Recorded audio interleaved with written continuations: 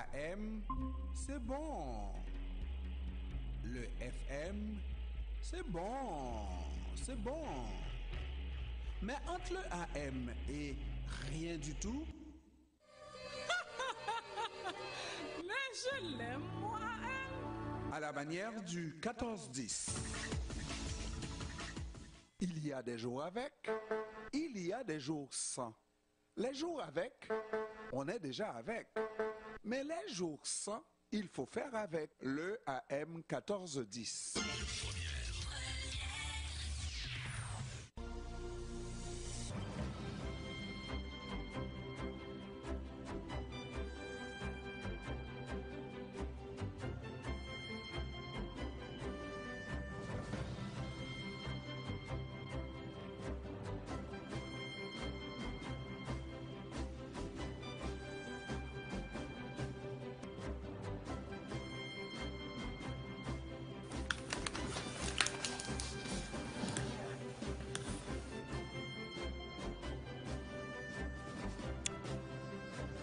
« 17h36, on devrait pouvoir parler à Isaac Bousquet, qui est d'origine haïtienne naturellement, qui est né à Cité-Soleil, a émigré au Canada en tant que demandeur d'asile en 2008, a obtenu un diplôme de mécanicien industriel chez les Salésiens à Port-au-Prince en 2006. Ensuite, après avoir complété des études en sciences administratives en Haïti en 2008, il a obtenu un certificat en gestion logistique et opération à HEC Montréal en 2015, ainsi qu'une formation non complétée en génie des logistiques et opérations à l'ETS de Montréal en 2018. Il a aussi servi dans les forces armées canadiennes en tant que technicien en système aéronautique et possède une vaste expérience dans les domaines de la gestion d'entreprise, les techniques de production, la chaîne d'approvisionnement et le contrôle des ressources financières. Isaac Bousquet, comment ça va, mon cher? Bonjour. Ça va bien? Bonsoir. Très merci pour vous. Vous m'entendez? Oui, je vous entends très bien. Numéro 1. Il y a Pierre-Paul Gazma qui est détenteur d'un MBA spécialisé en services financiers et est fellow donc de l'Institut de banquier canadien. Après une belle carrière bancaire en Haïti, il émigre au Canada et occupe successivement les postes de directeur général adjoint puis de directeur général de la Unitransfert. En septembre 2019, après la cession des parts de marché de la Unitransfert Aria, il fonde Transcom Canada et Transcom Transfert d'argent. M. Gazma est connu pour son dynamisme, son franc-parler, son amabilité et surtout sa disponibilité à servir. En janvier 2020, 30 femmes et hommes d'affaires d'origine haïtienne ont décidé de doter leur communauté d'une chambre de commerce, d'où la naissance le 28 juillet 2021 de la Chambre de commerce haïtienne du Canada, soit la CCHC. À la première assemblée générale de la dite chambre, M. Gazma en est élu président à l'unanimité. Depuis, assisté d'une belle équipe, il se dévoue corps et âme pour l'avancement économique de sa communauté en terre d'accueil. Bon après-midi, M. Gazma. Bonjour Maître Pierre, bonjour Monsieur Bousquet, bonjour également à Monsieur Émile. Alors, je présente M. Edzer S. Émile, qui est économiste entre 2014 et 2008, peut-être 2018, et il a fait des études d'économie à l'université Quisqueya et de sociologie à la faculté des sciences humaines de l'UEH. En 2011, il a décroché un diplôme de MBA avec une spécialisation en finance et banque.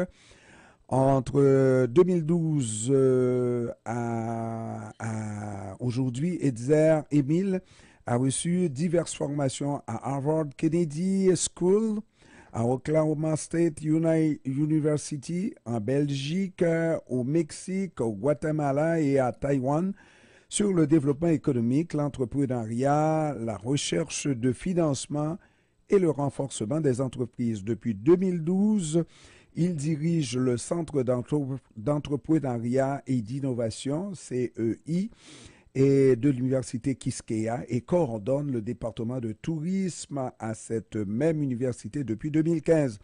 Conférencier, enseignant à l'université et présentateur économique à la radio Vision 2000 et à la télévision Caraïbe.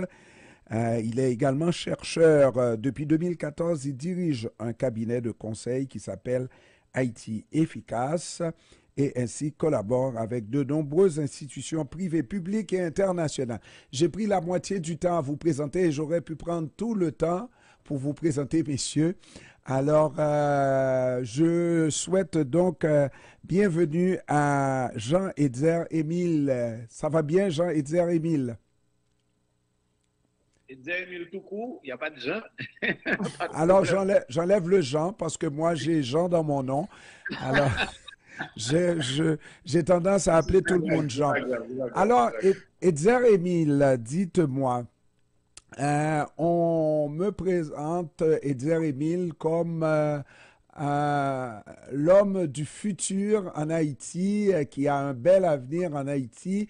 Pourquoi on vous présente comme ça? On dit que vous êtes l'homme de la situation. Pourquoi vous avez les projecteurs sur vous, Edzer-Émile? Bon, d'abord, laisse-moi vous remercier d'entrée de jeu et aussi saluer mes amis qui sont là. Et Pierre-Paul, le président de la Chambre, et Isaac aussi, un très bon ami, et les autres personnes qui nous suivent, les autres membres de la Chambre, bien évidemment, et les gens qui suivent la page, ou du moins la radio. Donc, c'est un plaisir d'être avec vous ce soir. Ben écoute, je pense que c'est un compliment que des gens, et je sais pas, nous voient dans le travail que je fais quelque chose de positif ou encore il y a comme vous dites, il y a un projecteur et par rapport à ce que je fais et par rapport à ce que j'inspire comme confiance et aussi les travaux avec les jeunes.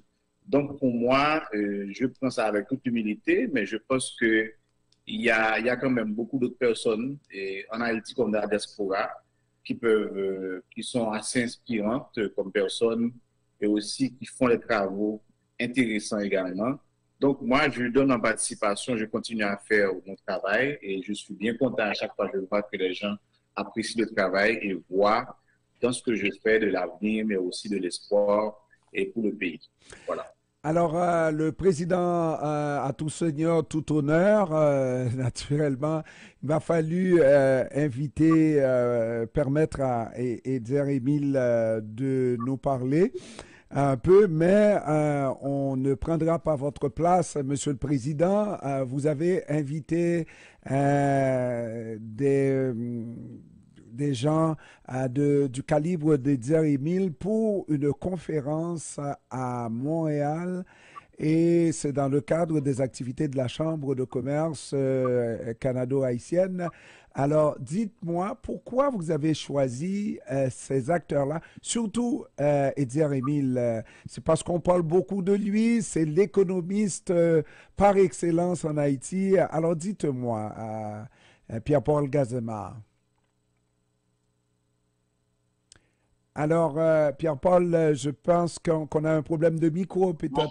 Oui. Bonjour à toi, Ernest. Bonjour à Edzer-Émile et à Isaac Bosquet.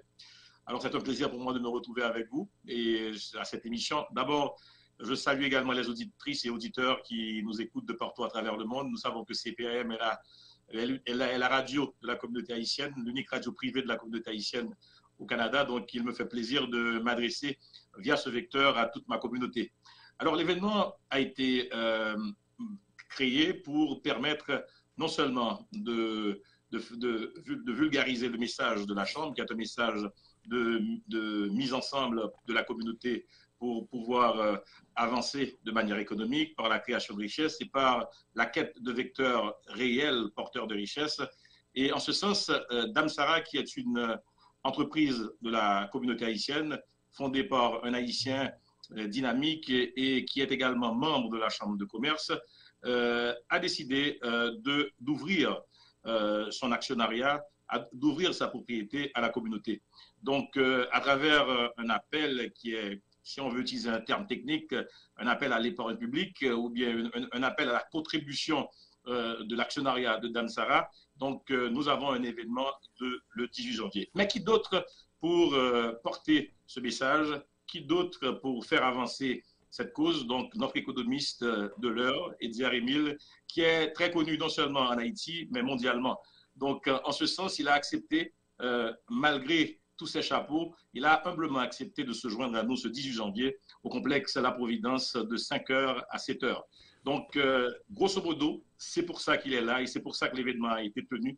Premier événement de la Chambre de commerce. Nous aurons d'autres événements à venir, mais c'est le premier événement de l'année. Nous avions tenu à le souligner avec une personnalité importante comme M. Edgar Émile. Merci d'abord d'accepter l'invitation, M. Émile. Alors, dans un instant, on reviendra à M. Émile. Pour l'instant, il faut dire un mot à Isaac Bousquet, de Damsara. Isaac Bousquet, le président de la Chambre a lancé les hostilités d'une certaine manière en disant que Damsara va être, je n'ai pas entendu ça, mais la première entreprise de la communauté haïtienne à faire cet appel à l'épargne publique. En général, nous, on fonctionne entre nous autres, n'est-ce pas? Et on fait les choses quand ce n'est pas le propriétaire qui est le seul actionnaire de son entreprise, mais c'est des membres de la famille. Et quand on va à l'extérieur, mais c'est rarement en dehors de la communauté haïtienne. Mais là, c'est une ouverture qui est faite à la société canadienne, québécoise et mondiale. Et effectivement, bon, je tiens à vous remercier encore pour l'invitation. Merci encore, Polo. J'appelle Polo, notre président, qui a décidé de nous accompagner dans ce processus-là. Merci, Edzer, d'avoir accepté notre invitation pour pouvoir venir échanger autour des thèmes économiques. Pourquoi on doit créer ensemble? Je pense que c'est important. Pour vous dire, Damsara en est à sa 3e ouverture d'actionnariat. Okay? C'est-à-dire que ce n'est pas la toute première qu'on a fait. Et c'est en 2019, quand on avait lancé l'entreprise, on avait essayé de trouver du monde dans l'entourage, de mon entourage, chose que j'ai pu trouver comme 5 personnes qui ont pu accepter de mettre leur argent dans le projet au tout début. Et puis en 2021, j'ai fait une ouverture un peu plus grande pour l'actionnariat. On a décidé d'aller chercher 330 000 $ en 2021. Et puis avec succès, on avait trouvé du monde de mon entourage ou bien un peu plus large. Là, à Damsara, on a comme 24 actionnaires dans la structure actionnariale. C'est-à-dire, c'est pour ça qu'on a décidé, comme on sait qu'au Québec, aussitôt qu'on augmente le nombre d'actionnariats, il y en a l'autorité de marché financier qui a aussi des restrictions. C'est-à-dire, si on arrive à 50 actionnaires, il faut émettre des prospectus et puis c'est un peu plus difficile. Là, on a pu consulter et puis contacter d'autres acteurs au niveau de financement participatif et puis AMF aussi, on avait contacté AMF pour savoir comment on pourrait trouver d'autres acteurs qui allaient nous aider à pouvoir aller chercher beaucoup plus de monde, comme il y en a plusieurs personnes qui s'est manifestées de pouvoir mettre de l'argent dans ces structures-là. C'est-à-dire, c'est là, on a décidé de... c'est pas décidé, mais on nous a refusé avant. C'est Front Founder qui avait refusé de prime abord d'accepter Damsara. Mais comme le projet a beaucoup de visibilité, on a été invité à la Banque de développement du Canada comme à plusieurs reprises. Et puis, il y a la presse qui avait sorti des articles sur le modèle d'affaires, les HEC qui fait des études de cas sur le modèle. Il y a l'Université Laval qui aussi, j'ai un cours que je dois participer avec un professeur à l'Université Laval sur le modèle d'affaires de Damsara. On développe avec HEC, avec l'Université McGill. Et puis là, on s'est retourné vers Front Founder pour dire pourquoi vous n'acceptez pas cette plateforme-là pour qu'ils puissent avoir accès à un outil, je pense, qui est assez important. Parce que vous êtes l'unique plateforme qui est courtier en valeur mobilière qui va nous permettre de pouvoir ouvrir notre actionnariat pour un plus grand nombre. Et puis, j'ai copié tout le monde que je connaissais au Canada quitte le Premier ministre que j'avais peut-être rencontré, ou bien tout le monde, il y a même Pierre-Paul Gazmar aussi que j'avais copié sur ces courriels-là, juste pour relancer, pour dire, j'aimerais savoir c'est quoi la raison. Sans vouloir aller dire qu'il y a du racisme, mais je voulais savoir exactement c'est quoi la raison. Et puis, il y a le vice-président, qui est Will Tang, qui m'avait demandé une autre rencontre. Et puis, quand il a réévalué le processus, il a réévalué le tout, ils ont dit, OK, pas de problème, ils pensent que Damsara pourrait être une entreprise sur leur plateforme. Mais toutefois, il y en a un processus à respecter. Ils m'ont demandé de la documentation. Ils ont une structure assez rigoureuse, je dirais, pour la vérification diligente. Leur taux d'approbation, c'est 6%. Okay? C'est 6% d'entreprises qu'ils acceptent sur leur plateforme et puis ils ont accepté Damsara sur cette plateforme-là. Pour dire que l'ouverture qu'on veut faire, ça va être pan-canadien, c'est pas seulement pour la communauté haïtienne. Le respect qu'on a pour cette communauté-là, et en plus, le nom de l'entreprise, c'est Damsara, Madansara, parce qu'on voulait rassembler tout le monde. Là, maintenant, on pense qu'on a un modèle économique qui pourrait scaler, et puis là, il faut trouver de l'argent pour pouvoir le financer. Mais comme on dit, qui finance dirige, on aimerait que ce financement-là proviennent de la communauté haïtienne, majoritairement. Absolument. Et puis, bon, les produits aussi qu'on a à présenter, c'est des produits essentiellement, quand je dis essentiellement, mais pour beaucoup de ces produits-là, c'est des produits de la Caraïbe, utilisés par un peu beaucoup les Haïtiens. Mais permettez-moi de revenir avec monsieur, notre invité, Edzer Émile. Edzer Émile, un modèle comme celui qui est présenté, ça veut dire on part de rien, on part de quelques connaissances, n'est-ce pas, qui participent à une entreprise commerciale. Et là, on lance un projet de financement très large. Ce modèle-là n'existe pas en Haïti. Je peux l'avancer de cette manière. Je connais le principe de certaines banques. C'est quelques familles, n'est-ce pas, qui s'organisent et qui font... Pourquoi on ne fait pas ce type de modèle-là permettant au plus grand nombre d'investir dans les entreprises haïtiennes de manière à les agrandir, quoi? Très bien. Bon, en fait, je ne vais pas dire qu'il n'y en a pas, mais ils sont rares. Donc, les entreprises individuelles et familiales dominent le secteur. Et il y avait une étude du ministère du Commerce qui a été publiée en 2013 qui avait dit que 93% des entreprises haïtiennes sont individuelles ou familiales. Donc, ça veut dire qu'il y avait 7% de sociétés en tant que telles. Et les sociétés encore sont souvent, c'est souvent les membres très proches, tu vois, les amis, les anciens camarades. Donc, on n'est pas vraiment dans un schéma très, très ouvert, très, très participatif. Cependant, il existe quelques entreprises, mais le seul problème, c'est que souvent, ça se fait en cercle très restreint. Donc, vous ne serez pas au courant si vous n'êtes pas des initiateurs. Donc, ça, c'est pas des trucs publics qu'on peut avoir accès avec information, transparence, tout et tout. Donc, il y a un problème. Il y a un problème dans le sens que les gens qui détiennent du capital ne sont pas trop intéressés à l'ouvrir pour permettre ouvrir le cadre, pour permettre à d'autres personnes de partager les responsabilités ou encore la propriété. Mais l'autre chose, c'est la culture. Donc, on a quand même une culture de ne pas faire du business avec les gens, même avec les proches, et avec des problèmes de conflits internes, etc.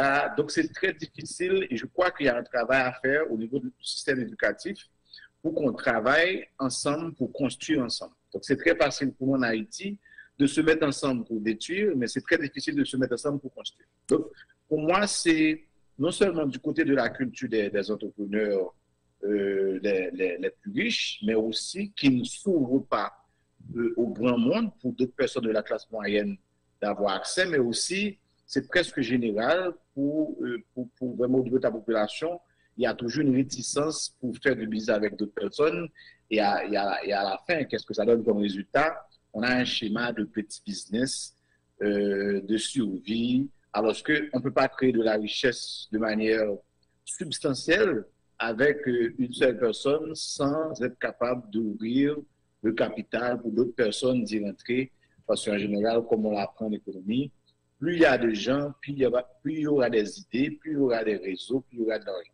En fait, je pense que c'est quelque chose qu'il faut apprendre, qu'il faut transmettre, mais aussi qu'il faut vraiment arriver à établir en Haïti comme nouvelle culture d'entreprise et probablement notre avenir dépendra de ça. Oui, effectivement, parce que l'argent ne circule pas beaucoup en Haïti. Ça reste dans la famille. Et même quelquefois, on dit sous les matelas. Hein. C'est dommage, mais c'est comme ça. Pierre-Paul Gazmar, c'est une activité vraiment très importante pour la Chambre de commerce. Et cette activité-là, certainement, va marquer cette chambre de commerce. Il faut rappeler aux auditeurs que c'est la deuxième expérience d'une chambre de commerce. Et déjà, en un an, c'est un essor extraordinaire.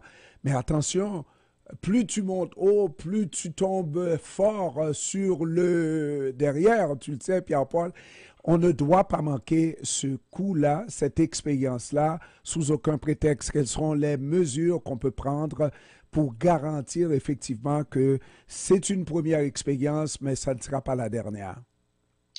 Bon, alors, ce qu'il faut dire, Jean-Ernest, c'est que la chambre n'est pas la chambre d'un individu, c'est la chambre de toute une communauté. La chambre a été fondée par 30 femmes et hommes d'affaires, comme tu l'as dit en préambule. Et il faut comprendre aussi que on évite de personnaliser la chambre. Et il y a des endroits où je ne suis pas là, c'est un autre membre de la chambre qui représente la chambre. Et dès qu'il y a cet aspect multivisage qui représente une chambre avec des femmes et des hommes d'affaires qui veulent vraiment créer de la richesse dans leur communauté et qui le font non seulement pour leur communauté, mais pour que la communauté soit également respectée en terre d'accueil au Québec, à Montréal et au Canada. Nous voulons une communauté haïtienne économiquement plus forte, pas seulement pour avoir une communauté haïtienne économiquement plus forte pour les Haïtiens d'ici ou d'Haïti, mais également pour un Montréal fort, un Québec fort et un Canada très prospère.